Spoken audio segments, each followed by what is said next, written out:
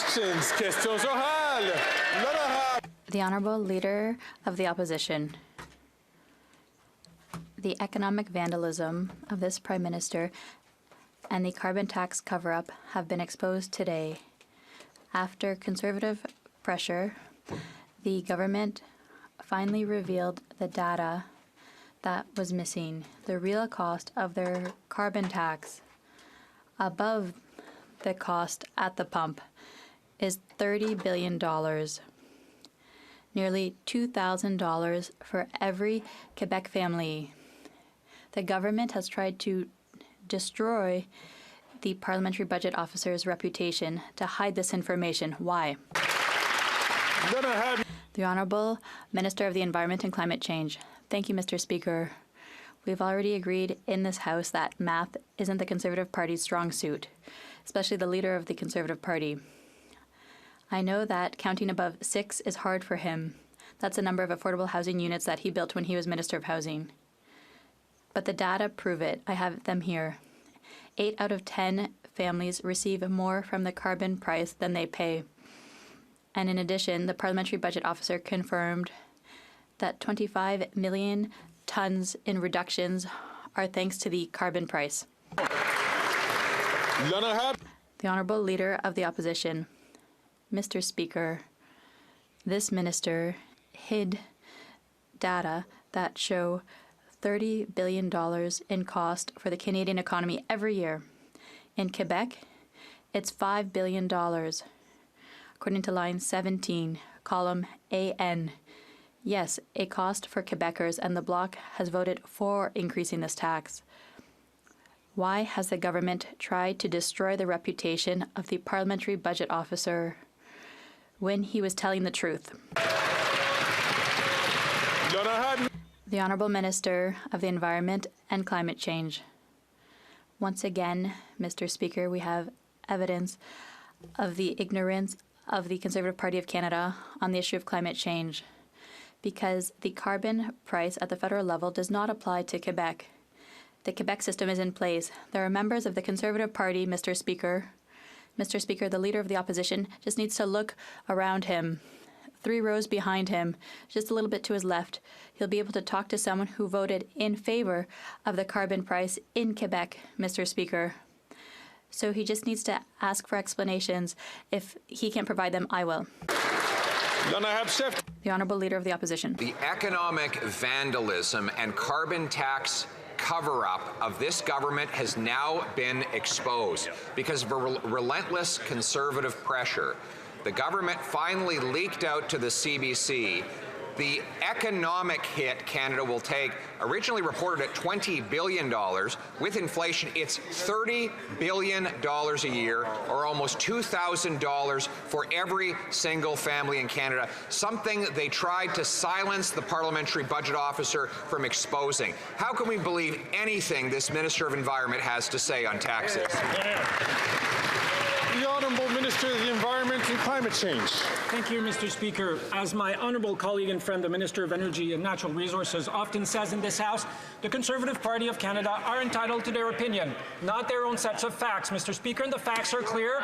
8 out of 10 Canadian families get more money back from carbon pricing than it cost them. And not only that, Mr. Speaker, but the data also shows that carbon pricing is already responsible for the reduction in pollution level by 25 million tons. That's half of our emission reduction so far, Mr. Speaker. Thank you.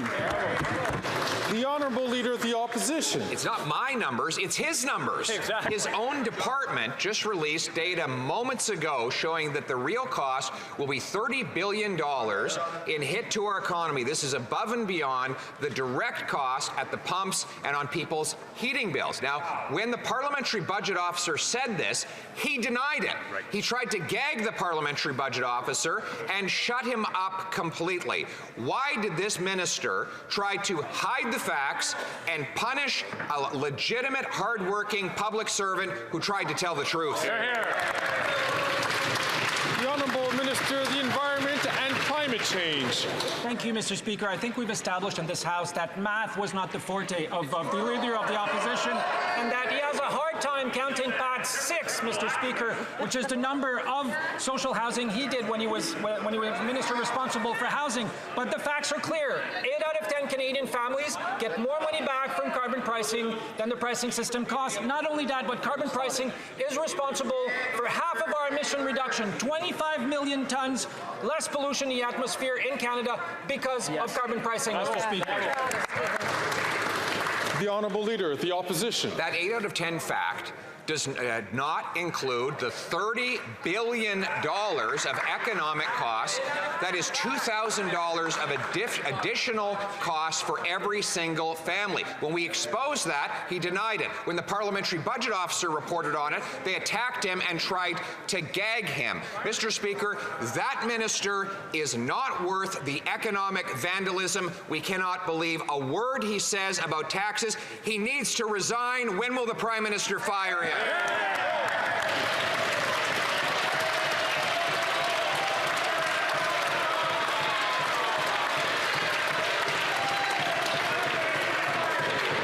The Honourable Minister for Natural Resources and Energy.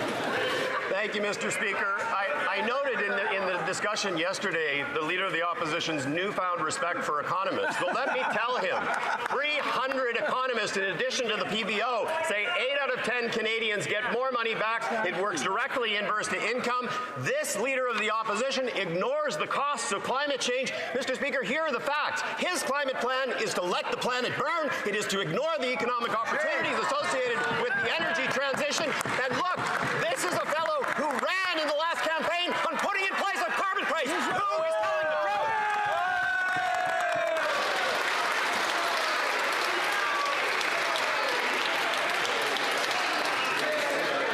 Order.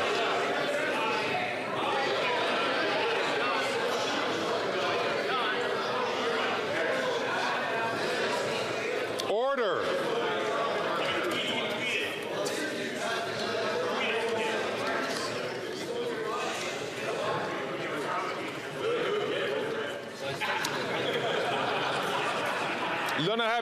The Honourable Member for La Prairie. In the supplementary estimates of the budget, this government wants to allocate an additional $3.5 million for medals to mark the transition of the Crown in Canada to Charles III. Yet, there was already more than $22 million earmarked for this. May seem like $22 million too much, but the Governor General didn't think it was enough. 15% more was needed, she thought, and the government agreed. They've got one last chance to wake up before next week's vote. Will they withdraw these votes and avoid wasting millions of dollars on monarchist trinkets? The Honourable Minister of Canadian Heritage. Mr. Speaker, I know the Bloc is not very interested by this, but there are Canadians who care about our history and who want to recognize that our sovereign, who passed away, was the Queen of the Commonwealth for over 70 years. This is a tradition in Canada when it happens. There are medals produced and distributed for those interested in it. So, Mr. Speaker, we respect traditions, and it's unfortunate for the Bloc. Most of them refused to have people in their own ridings receive this. The Honourable Member for La Prairie. What's worse, the extra $3.5 million for medals bearing the effigy of Charles III are in the same votes as the funds finally released for drinking water for Indigenous communities, which could have used the extra money. It's pathetic. Frankly, when you consider that Quebecers and even a majority of Canadians want nothing to do with the monarchy, that's a lot of people who think this money would have been better used in Indigenous communities. Will the government withdraw this money from the votes while there's still time? The Honourable Minister of Canadian Heritage. Mr. Speaker, we see that the Bloc is still looking to create arguments with these stories. But people in their own ridings, there are a number of them who would like to be able to mark the transition in the monarchy. They won't be able to because they've decided ideologically to deprive their constituents of these medals. We offer them across Canada. It's really unfortunate for my Quebec friends. Thank you, Mr. Speaker. The Honourable Member for Rosemont-La Petite Patrie. Mr. Speaker, all the experts agree. Everyone agrees. The third link for cars is not a good project. It's too expensive. It will pollute All of that to save 5 minutes in traffic. We know that for the Bloc and the Conservatives, it doesn't matter, they support it. But for the NDP, the third link is a no-go.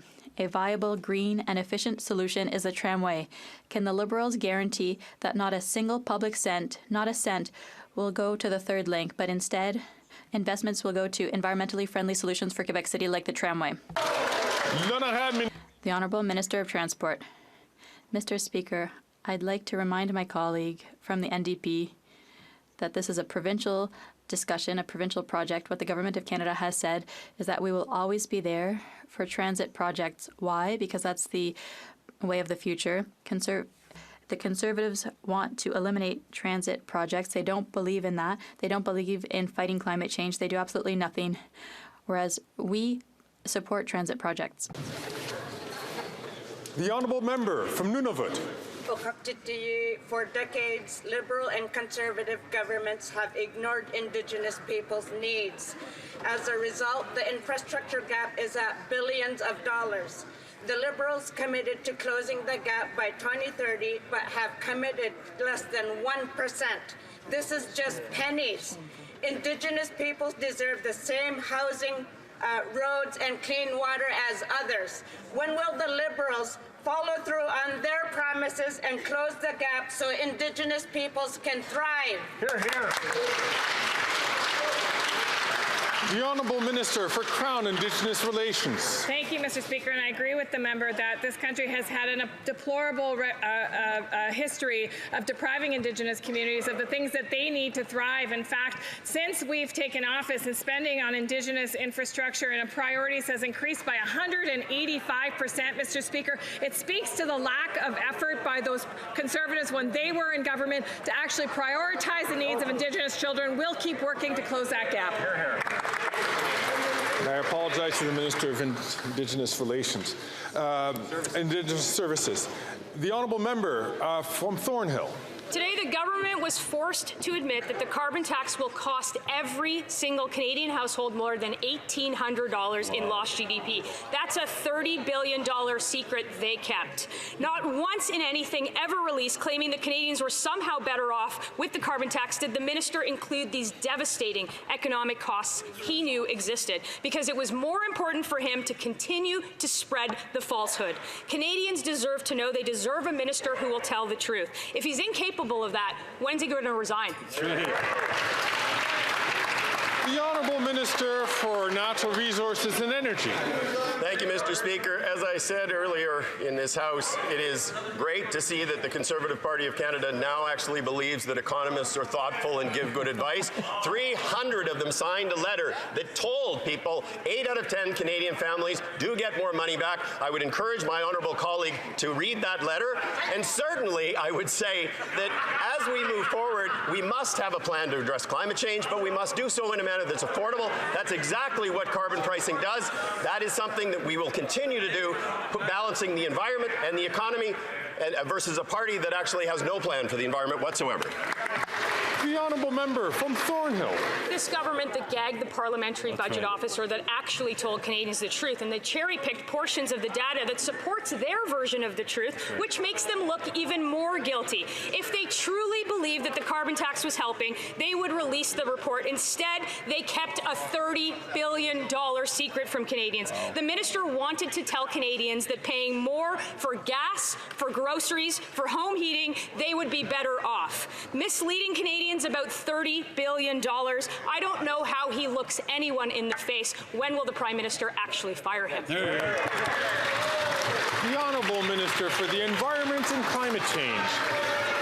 How can the Conservative Party of Canada and those members who campaign to put in place a price on pollution, Mr. Speaker, can look anyone in the eyes is beyond me. How can they look anyone in the eyes and say, we're doing nothing to protect you against forest fires. We're doing nothing to protect you against hurricanes. We're doing nothing to protect you against flooding, Mr. Speaker. They have no plan for the economy.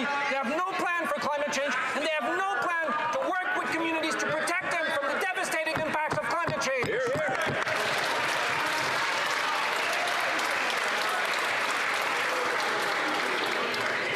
The honourable member from Haldimand, Norfolk. Mr. Speaker, this government tried so hard to hide the truth that the carbon tax was driving up the cost of everything in Canada. The Parliamentary Budget Officer even had to call them out for blocking the release of their own economic impact report. They were literally forced to release the report. And now we all know that each Canadian family is losing at least $1,800 a year, and there's no rebate for that. So when will this Environment Minister finally resign for misleading Canadians?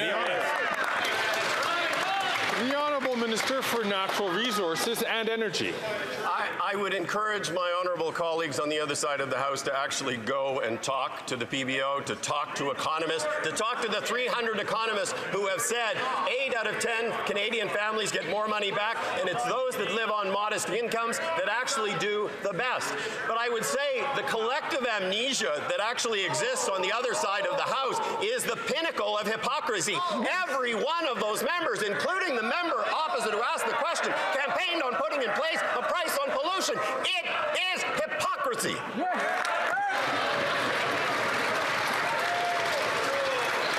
The honourable member from Haldimand, Norfolk. What is hypocritical, Mr. Speaker, is that even while their carbon tax was costing families more than $1,800 a year, even while they knew that over 2 million Canadian families per month were accessing the food banks, the Liberals continued to try to convince Canadians that they were better off for paying a higher carbon tax. An $1,800 tax is a lot of money to many Canadians. So, when will this Liberal government give Canadians back their money and fire the Environment Minister? The Honourable Leader of the Government in the House of Commons. Mr. Speaker, this government is very proud of this Environment Minister who has put the first credible plan on the table in history to meet our Paris agreements, the Paris Agreement that they want to rip up. No surprise, they've gotten all of the data today that shows that 8 out of 10 Canadians, Mr. Speaker, are better off. They're standing up for the more well-off in our society, just like they want to move on from what they did 2 days ago, which was stand up for the 0.13% of Canadians, not the people who draw a paycheck, make an honest living, go to work every day, and pay their taxes on time, Mr. Speaker.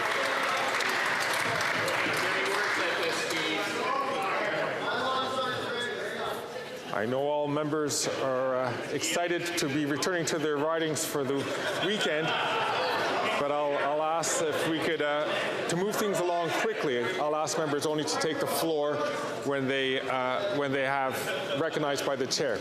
The Honourable Member for Mégantic-l'Érable. $30.5 billion. $30.5 billion per year. That's what the Bloc Liberal tax is costing our economy every year. That's nearly $2,000 in cost per family that the Minister of the Environment wanted to hide. The Minister of the Environment knew it. He voluntarily hid the numbers from Canadians. After having voluntarily hid those numbers, will the Minister of the Environment have the courage to stand up before all Canadians and resign for not having told them everything? The Honourable Leader of the Government in the House of Commons. Mr. Speaker, this member from Quebec will never, never do what the Minister of the Environment, also from Quebec, has done for Canada by presenting a credible plan to reduce greenhouse gas emissions and will respect the Paris Agreement. The Paris Agreement they want to withdraw from. It's no surprise that this member wants to withdraw us from a plan that favors 8 out of 10 Canadians and will help us reach our targets on climate change, Mr. Speaker. That member should be ashamed. The Honourable Member for Mégantic-l'Érable. He's quite right. Never, ever will I hide $5 billion in costs for a carbon tax from Quebecers, because that's exactly what the Minister of the Environment has done. In his own documents, line 17, column AN, the carbon tax costs Quebecers $5 billion per year. The the tax supported by the Bloc Québécois. Mr. Speaker, after wanting to make fun of the parliamentary budget officer who was telling the truth, we know now. Will the Minister of the Environment step down? The Honourable Minister of the Environment and Climate Change. Mr. Speaker, on this side of the House, we will never be ashamed of being there for Canadians, standing up for their rights to clean water, clean air, a high-quality environment, as opposed to the Conservatives. The ignorance of the Conservative Party on this issue, Mr. Speaker, is boundless. He just needs to look around him. If he speaks to the member seated behind him, she can explain that Quebec has its own carbon pricing system before the federal government did, and there are many Conservative members who voted in favor of carbon pricing at the provincial level. This is nonsense. L'honorable député. The Honourable Member for Avignon, Lamitis, Matane, Matapédia. Remember the Border Services Agency's ArriveCAN application. It cost $60 million more than expected. Well, the agency has found a way to do worse with a new app, CARM. This app is supposed to register all imports at the border. They've now exceeded $300 million in cost overruns. And it's not over yet because CARM isn't working. Its implementation has been postponed. 2 apps, 2 money pits. How much more money can the agency throw out the window before the minister gets angry and cleans house? The Honourable Parliamentary Secretary. The minister has stated we are aware of some of the industry-led concerns, and we are working to make sure that this application is fully functioning. But, Mr. Speaker, I want to reassure all Canadians that this app was created to modernize Canada's border system to ensure that tariffs are collected fairly and promptly. And, Mr. Speaker, I should also note that this app was actually purchased and developed in 2010 under the Harper Conservatives, but it is something we are going to ensure is working properly. The Honourable Member for Avignon, Lamitis, Matane, Matapédia. Worst of all, $300 million wasted later, CARM doesn't work. All imports into Canada will go through this app. But its implementation had to be postponed because the tests had failed, and the Border Services Agency is still unable to provide us with its contingency plans in case failures complicate billions of dollars of trade every day. The U.S. Chamber of Commerce has signed a memorandum expressing its concerns. Imagine, even the Americans are afraid of the agency's incompetent management. Doesn't the minister find this embarrassing? The Honourable Parliamentary Secretary to the Minister of Public Safety. Thank you, Mr. Speaker. And as I said earlier, we are going to ensure that the app is in good working order to ensure that Canada's border system and tariff collections are done in a modern and efficient and effective manner. It's something that we've needed to do to ensure that, as consultations with industry leaders as well, that this is where countries are going to ensure that our border services and our trade across borders is done in the most efficient way possible. We are continuing to work with CVSA to make sure that the processes are in place and that this app continues to work properly. The Honourable Member for Abitibi, Bay James, Nunavik, EU. Speaking of the Border Services Agency, Quebecers were outraged to learn that large stores are destroying and throwing away spectacular quantities of unsold clothes that could have been donated to charity. But what they don't know is that this is encouraged by the federal agency. The Obsolete or Surplus Goods Program reimburses companies for customs taxes on destroyed goods, but not on donated goods. The Bloc wrote to the minister to alert him a month and a half ago, but got no response. Will he stop rewarding waste? The Honourable Parliamentary Secretary to the Minister of Public Safety. Mr. Speaker, I thank the honourable member for that question. In fact, it's something that the minister has taken on seriously. He is working with finance to find the appropriate solution. Mr. Speaker, we want to ensure that collection and our tariff system, our customs and tariff system is working properly. But Mr. Speaker, the minister is well aware and we are looking into the matter. The honourable member from Red Deer Lacombe. While Canadians are struggling to make ends meet, this Prime Minister put a gag order on the Parliamentary Budget Officer. Why? To prevent the PBO from releasing the full report exposing the true cost of the NDP Liberal carbon tax. We now know that the carbon tax will cost Canadians $30 billion in economic activity. That's over $1,800 for every family. So why continue to muzzle the PBO? Is it because the report is so damning it should cost the minister his job? When will the Prime Minister fire his truth-evading minister? The Honourable Minister for Innovation. Speaker, on this side of the House, I can tell you, and Canadians are proud of the Environment Minister. You know what? Because he is standing up for what is right for this country, Mr. Speaker. Whilst you have the climate deniers on the other side, they want to see the planet burning. We want to act for our children. We want to act for future generation. Mr. Speaker, 8 family out of 10. 8 out of 10. We know it's tough to go beyond 6 for these guys. It's just 6 plus 2. That gets to 8. 6 plus 4 gets to 10. 8 out of 10 will get more money, Mr. Speaker. We'll fight for Canadians at every step of the way. We'll fight for climate change, and we'll fight for our children, Mr. Speaker. The honourable member from Red Deer Lacombe. This Prime Minister's dirty $30 billion secret has been exposed. His carbon tax will cost Canadian families far more than they pay into it. That's money out of the pockets of people trying to feed their kids, heat their homes, pay their rent, and fill up their cars. So why are the Liberals so afraid of releasing the full report? Why is the budget officer muzzled? If the NDP Liberals won't end the cover-up, tell the truth, and release the full cost of the carbon tax, then the minister should resign. Why won't he get to it?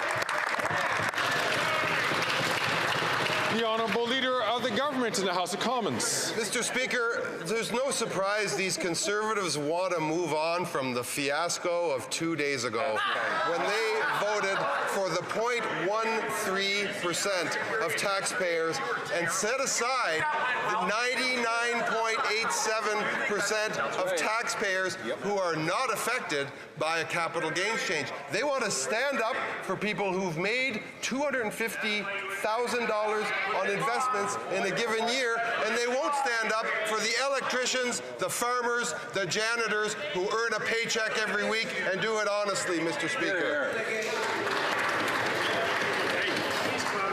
The honourable member from Renfrew, Nipissing, Pembroke. Mr. Speaker, a secret government report confirms what Canadians already know.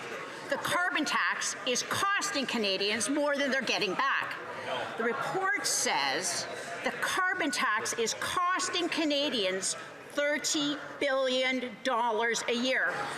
That's almost $2,000 a household per year. This government's not worth the cost. When will the Environment Minister resign?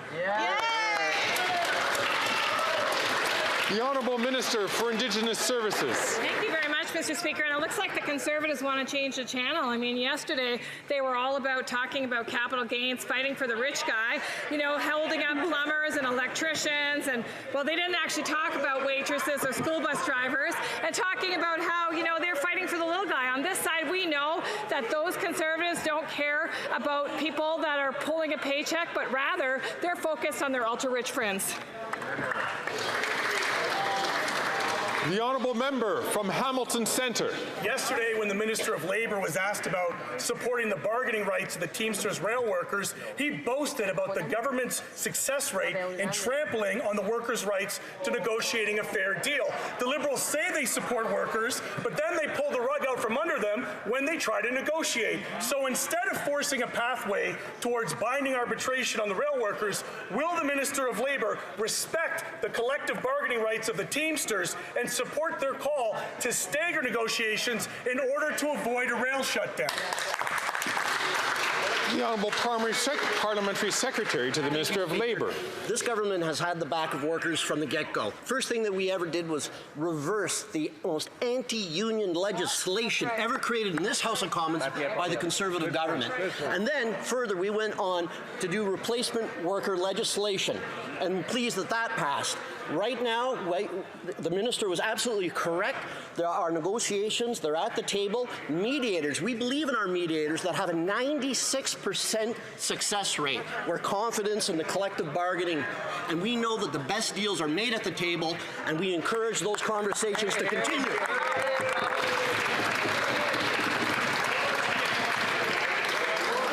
The honourable member from Edmonton Strathcona. Mr. Speaker, today the UN released their annual report on children in armed conflict. The report verifies cases of war crimes against children in Gaza, West Bank, and Israel is more than anywhere else in the world. It is an appalling and alarming confirmation of the grave violations taking place. Mr. Speaker, children are dying and the Liberals are failing them. When? What date will the government finally impose sanctions on those responsible for violence against children, including Netanyahu's war cabinet? Hear, hear, hear. The Honourable Minister for Foreign Affairs. Mr. Speaker, I've said it many times in this House, the situation in Gaza is catastrophic. Too many children, too many women have died, and that is why the violence must stop. That is why we need a ceasefire now. That's why hostages must be released. That's why civilians must be protected. And that's why humanitarian aid needs to get into Gaza. We need to make sure that both parties support the Biden proposal. The Prime Minister and G7 Prime Ministers and leaders are in Italy as we speak, and I really hope that we can bring back peace to the Middle East. Thank you. The honourable member from Dartmouth, Cole Harbour. Mr. Speaker, Canada's Border Service employees deliver important services that ensure Canadians are safe, secure, and have timely access to goods coming from other countries. It's no secret that Canada's public servants have seen previous Conservative governments cut their jobs, cut services, instead of giving them the respect that they deserve by reaching deals at the table that are fair for public servants and reasonable for Canadian taxpayers. Could the President of the Treasury Board share an update on her work to ensure fair deals are made with our border services officers to maintain Canada's border security while ensuring respect for the work of our public servants? The Honourable President of the Treasury Board.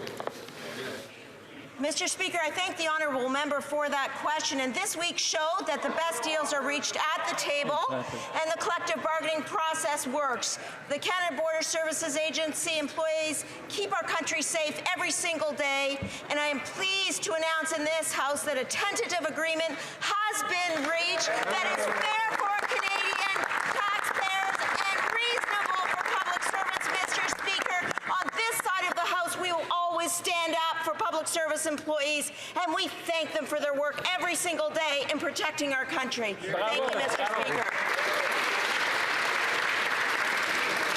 The honourable member from Cypress Hills, Grasslands. Mr. Speaker, after 9 years with this NDP Liberal Prime Minister, he has developed an extreme obsession with taxing farmers. First it was the carbon tax, now it's the capital gains tax increase. That means that a 74-year-old farmer back home who has worked his whole life will struggle to pay off his debts and enjoy his retirement. And it makes things even harder for the next generation of farm families. Without the family farm, big multinational conglomerates will take over. How is that fair for Canadians? Yeah. The Honourable Leader of the Government in the House of Commons. Mr. Speaker, the Conservative leader doesn't stand with workers, and he certainly does not stand with Canada's farmers. It's shameful the Leader of the Conservatives hides behind farmers and workers to justify his opposition to our plan for tax fairness. We are, in fact, increasing the capital gains sheltering for farmers by boosting the lifetime exemption for qualified farming properties to $1.25 million per owner. And when combined with the $250,000 threshold, farmers are going to be better off. We are standing up on this side of the House for Canada's agriculture. They're standing up for the 0.13%, Mr. Speaker. The honourable member from Cypress Hills, Grasslands. Well, Mr. Speaker, farmers are supposed to feed families, not the Prime Minister's extreme obsessions. This new tax is devastating for everyone from farm to table. Canada's food professor said yesterday, to suggest that this change only affects a minimal number of Canadians is misleading. I think it actually affects a lot of businesses, including in the agri-food sector, and I would start with farmers. Mr. Speaker, we need to keep family farms alive, but now they're under attack by these Liberals. animals. How is that fair? And how can the Ag Minister sit quietly and let this happen? The Honourable Leader of the Government in the House of Commons. Mr. Speaker, the Leader of the Opposition hasn't seen a hay baler or the top of a combine in his life. And what we've done is over here is made it better for farmers by increasing the lifetime exemption and extending new provisions to farmers to ensure that that capital gains do not affect them. Farmers will in fact be better off under this plan for tax fairness, just like waitresses, just like airline stewardesses, just like janitors, just like electricians, just like plumbers, just like 99.87% of Canadians, Mr. Speaker. Then I had the Honourable Member for Beauce. Mr. Speaker, after 9 years, this government and its Bloc Québécois partners have found a new way to hurt our farming sector by voting this week to increase capital gains taxes. While one farming family out of 5 isn't able to pay back their debts, this punitive tax measure will make it even harder for them to sell their lands or transfer them to a family member. Farmers weren't even consulted. So how does this measure make the situation more fair for farmers? The Honourable Government House Leader. Mr. Speaker, the Leader of the Opposition doesn't know how to milk a cow, and he doesn't know how to protect farmers. We've put new limits in place, Mr. Speaker, to ensure that farmers are better treated under our plan because there's an increased exemption for farmers. We know that the next generation of farmers is a major issue in Canada, and I would encourage the member to get better informed because farmers will do better under this Liberal plan. The Honourable Member for Beauce. Mr. Speaker, once again, proof that this government is completely disconnected, and I've been milking cows for my entire life. I can confirm that in committee, the Minister of Agriculture admitted that his department was not consulted on this new tax. Many owners of small and medium-sized businesses in my riding have also reached out to me over the last couple of weeks, like Louis from Saint-Joseph, who is going to be very hardly affected by this change when he transfers his business to his daughter. The Liberals and the Bloc are not worth the cost. So, once again, how is this fair? The Honourable Minister of Innovation. Mr. Speaker, what Canadians understand, and particularly farmers in Quebec, is fairness. In the last federal budget from our government, Mr. Speaker, it was an intergenerational fairness budget to allow us to invest in the next generation, to allow us to invest in future businesses, Mr. Speaker, so that we can invest in our seniors as well. But the Conservatives, surprise, surprise, have voted against tax fairness, Mr. Speaker. I know that farmers have a big heart. I know that farmers are thinking about the next generation. I know that farmers want to have a better Canada. Then I have the Honourable Member for Repentigny. Let's come back to Chalk River and the nuclear waste dump along the Ottawa River. At the end of March, Canadian Nuclear Laboratories admitted having spilled toxic wastewater into the river. Mr. Speaker, given that there's a lot of people speaking on both sides of the House, I would ask for maybe a call for silence. Yes. I know that spirits are high today, but I would ask members please to not have conversation and dialogue across the aisle. I would invite the minister and the opposition House Leader, please, to I would invite the two House Leaders, please, to if you want to have a dialogue, you can please go outside the House. I would invite the Honourable Member for Repentigny to start her question from the top. Thank you, Mr. Speaker. So let's go back to Chalk River and the nuclear waste dump along the Ottawa River. At the end of March, Canadian Nuclear Laboratories admitted spilling toxic wastewater into the river. This is water with acute lethality, which means that the water would kill half the fish that swim through it over a 4-day period. We know that many experts warned about risks of contamination by radioactive substances, but 3 months later, despite our questions, neither CNL nor Environment Canada has told us what contaminant is in the wastewater. Was it radioactive? Yes or no? The Honourable Minister of Natural Resources. Merci, Monsieur le Président. Thank you, Mr. Speaker.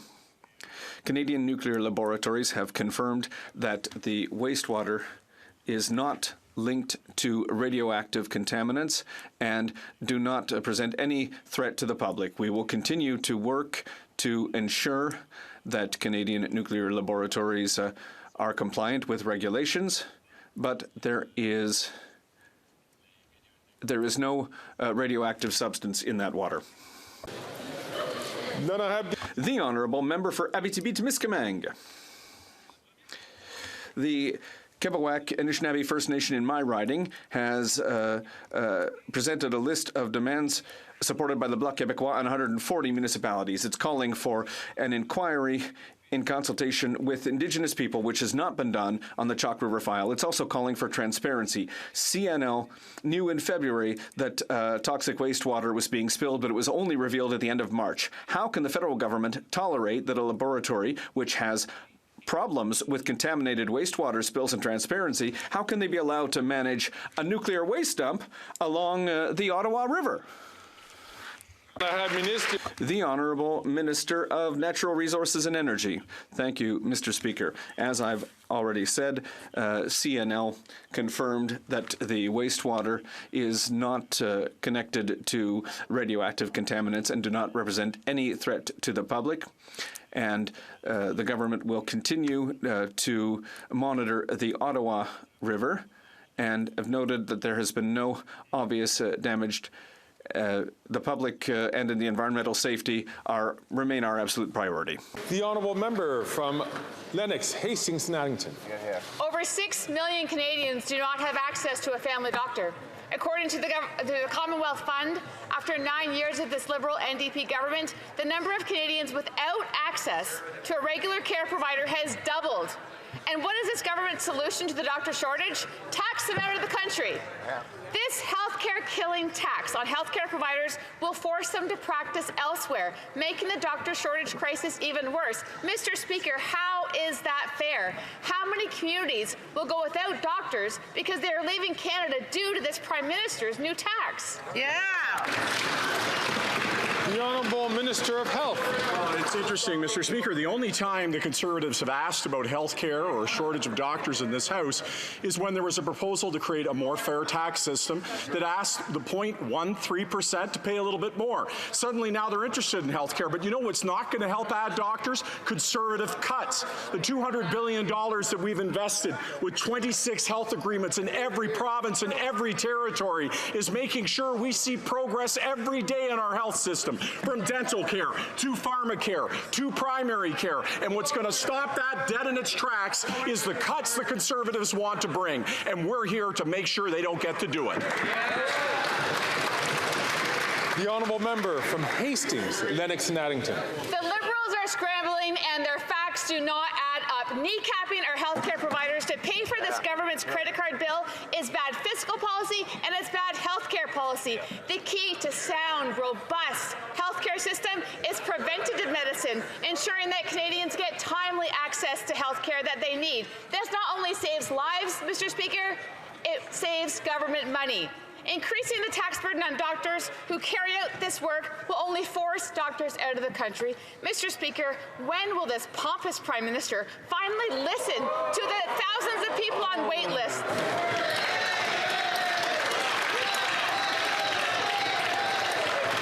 As the Honourable Member is a well-respected member of the House, I'm just going to ask her very quickly just to withdraw that one word because it does refer to an individual member. I'll withdraw, thank you.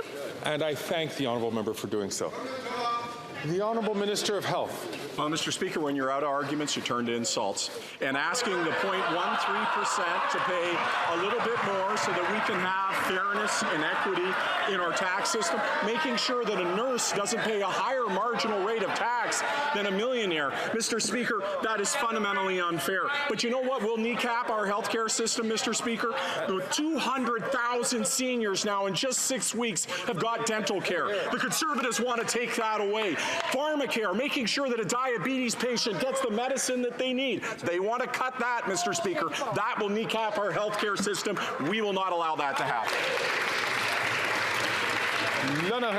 The Honourable Member for Portneuf-Jacques-Cartier. Mr. Speaker, it's unfortunate the Minister of Health does not realize that after 9 years there's a major historic crisis. There's a lack of doctors in Canada under this government. Now, in changing the tax rules, this government is having an impact on Canadians. In this economic chaos that they've created, the Liberals have decided to increase the capital gains tax. They say that they want rich people to pay more, but that's camouflage, Mr. Speaker. The list of Canadians without a doctor is going to go up, not go down, because doctors are going to leave. In Quebec, already 2.3 million people don't have a family doctor. What does the Minister of Health say?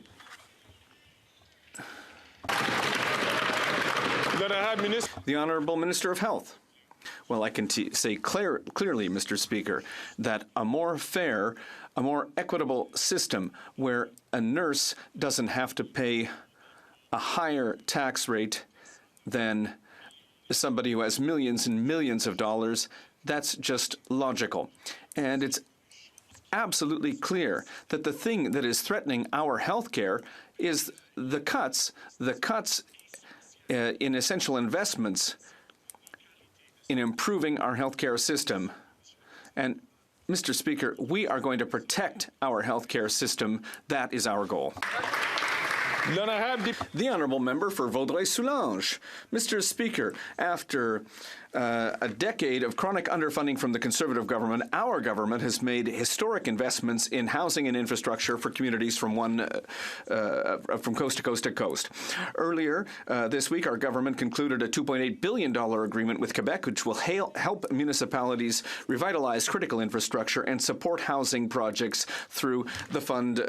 The Canada Community Development Fund. Can the Minister please explain how this funding will help communities across Quebec build more housing more quickly? The Honourable Minister of Canadian Heritage. Thank you, Mr. Speaker, and I'd like to thank my colleague from Vaudreuil-Soulanges, who understands the extent to which it's essential to invest in our community infrastructure and in housing for Quebecers and Canadians across the country.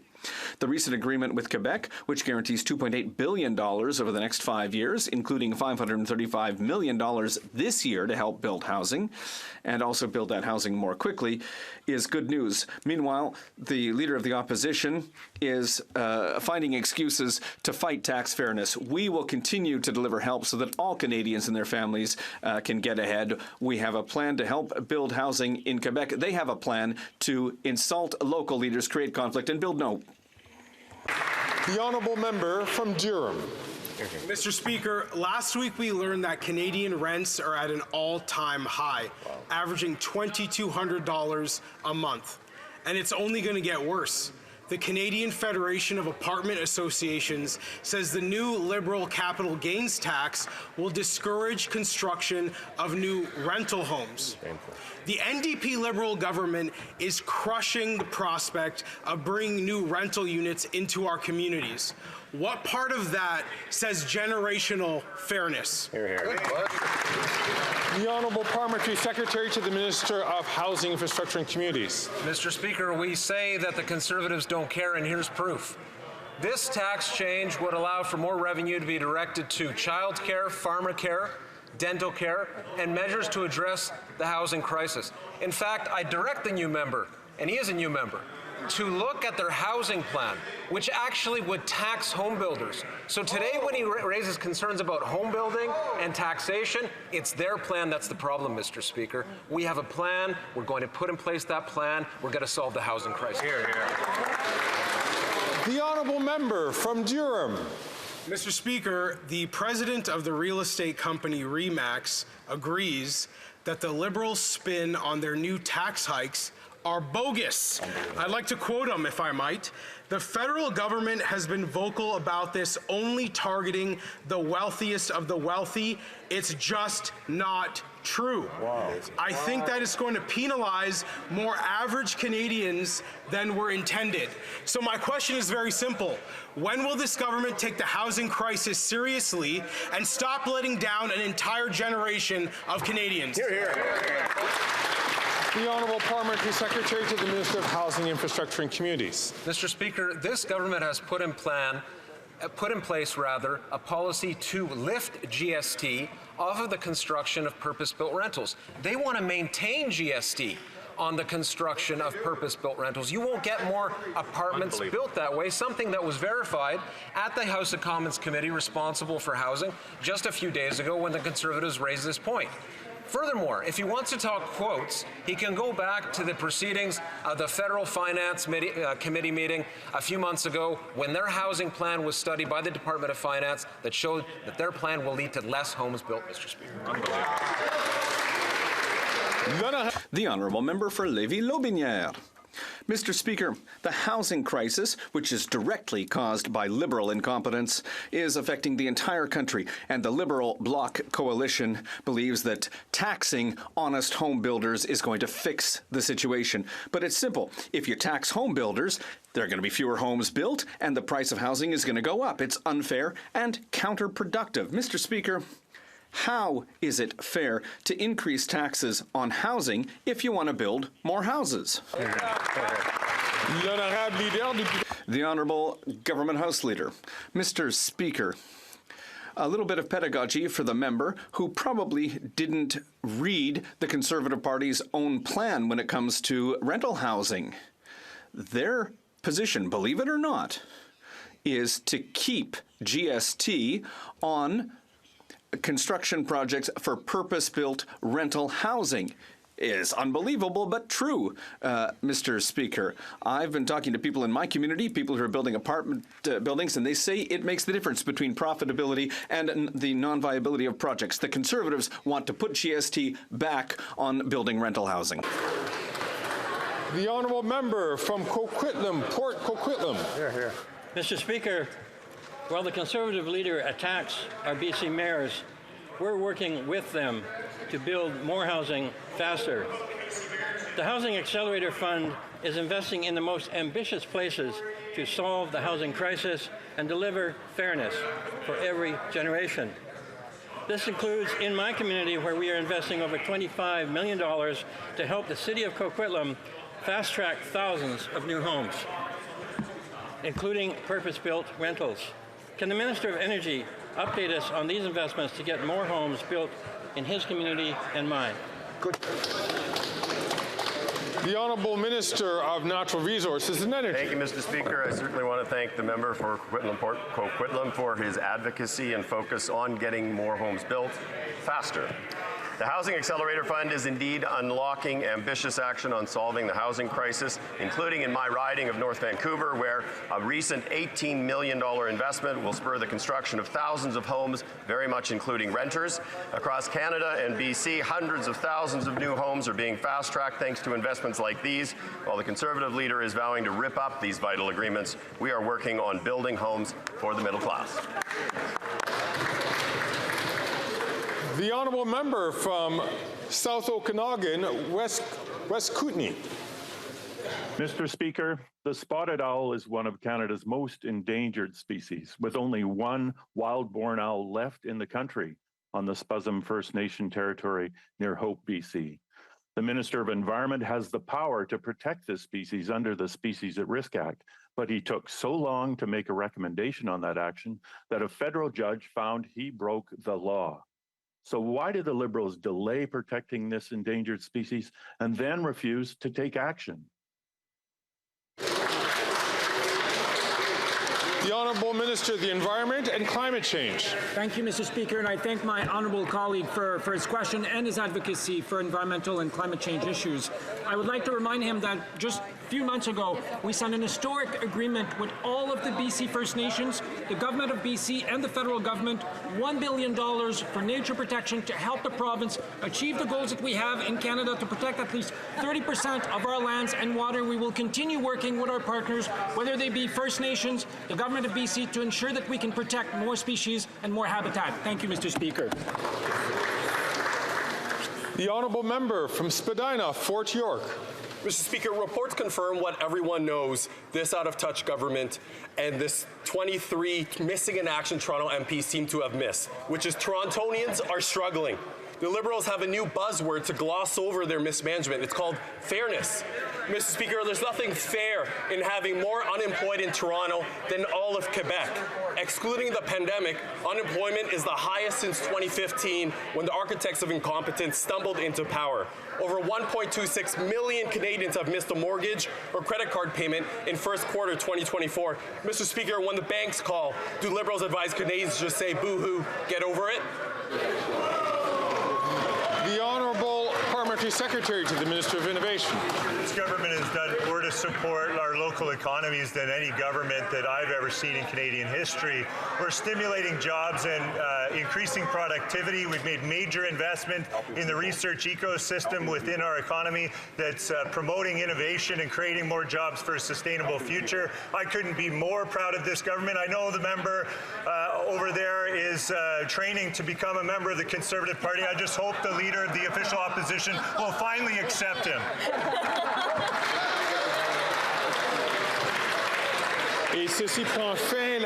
This puts an end to question period.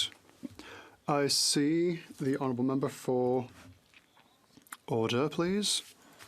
Order. I see that the honourable member for Drummond is rising for a point of order. Mr. Speaker, there's been consultations between parties, and I think that you'll find that there is unanimous consent for the following motion. That the House highlight the exceptional career of Paul Arcand, that it recognise his rigorous work and his contribution to quality information accessible to all, and to thank him for his many years of service. All those opposed to what the honourable member has moved will please say nay. Agreed. The House has heard the terms of the motion. All those against the motion will please say nay. Carried.